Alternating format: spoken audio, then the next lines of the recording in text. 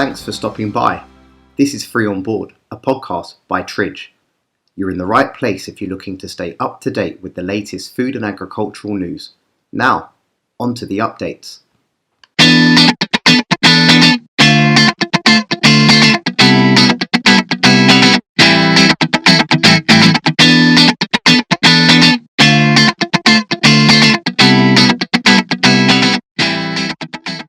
Welcome to Free on Board, where we bring the most digestible agricultural updates to you weekly.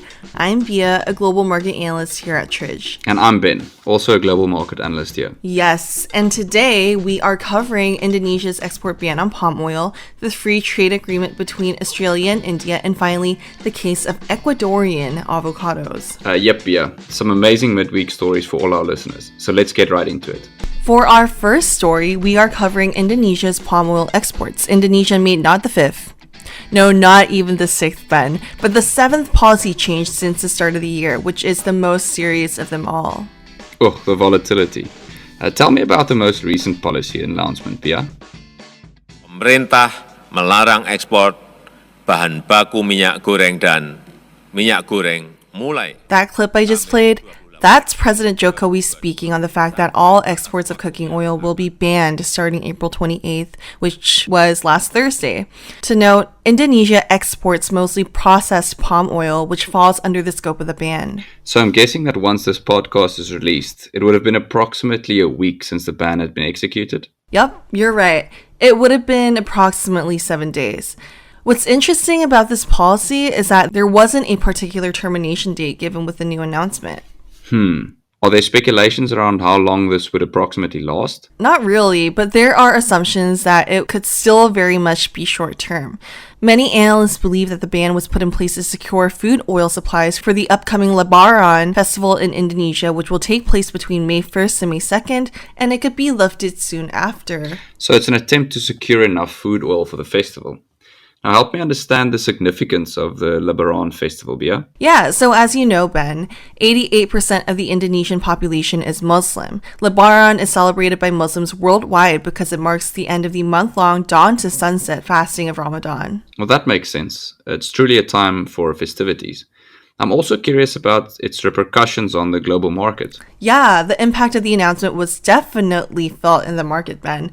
To give you some context, palm oil futures as traded on the Malaysian Stock Exchange are representative of global market dynamics, despite Indonesia being the larger producer and exporter of the two countries.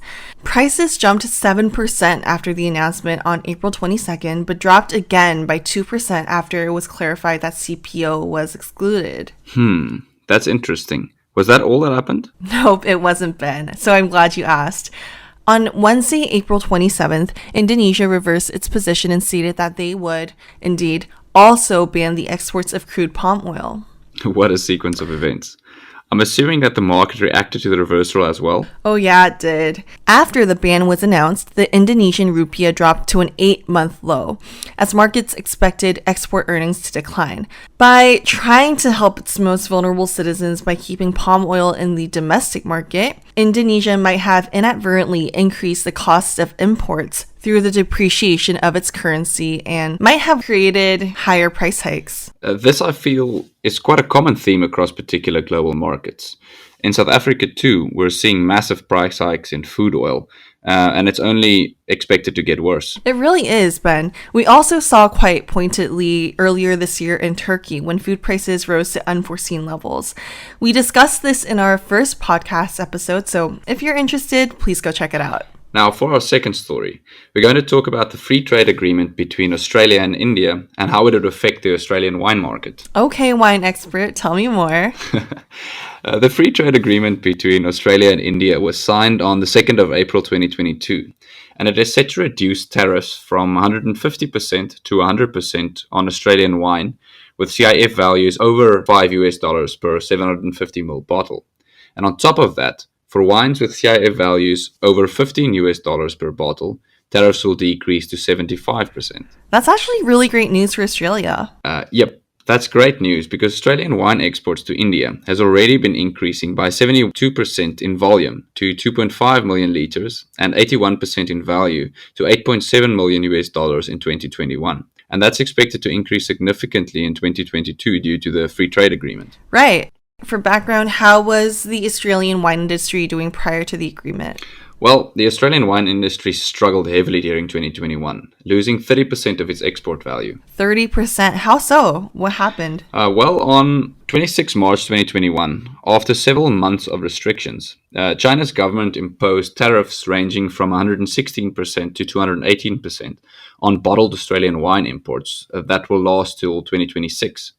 Now, this caused wine exports to China, which is Australia's biggest wine export market, to fall by 97% in value. 90%?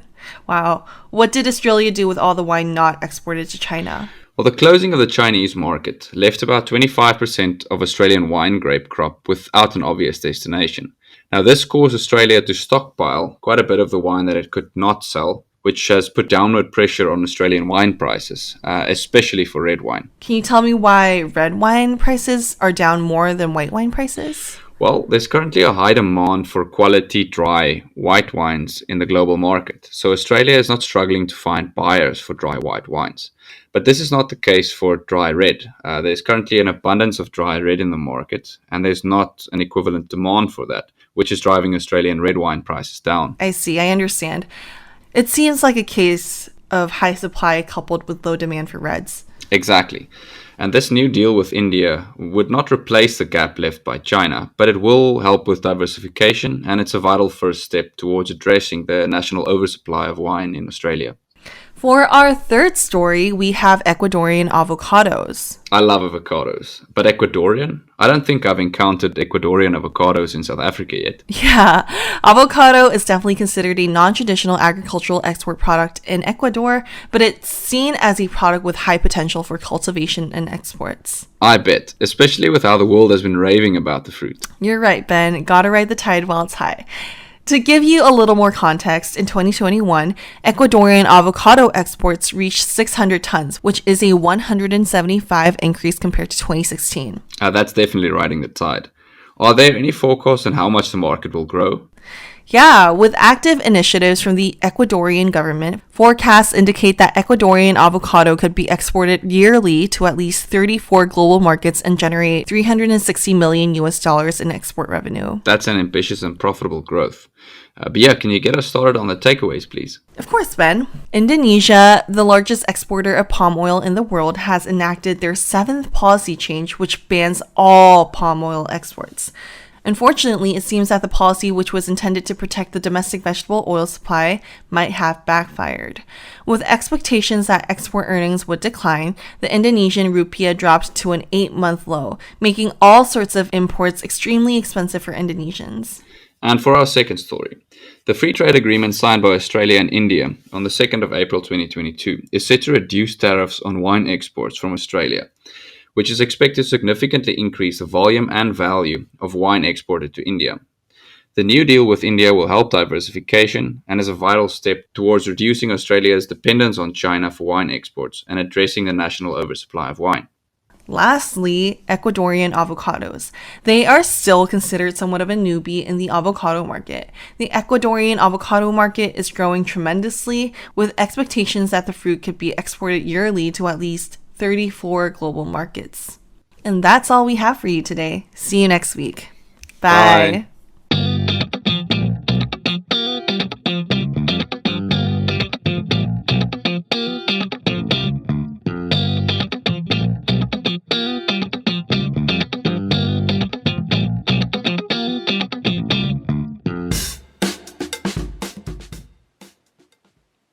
If you enjoyed this episode, please leave a review, subscribe, and share our podcast.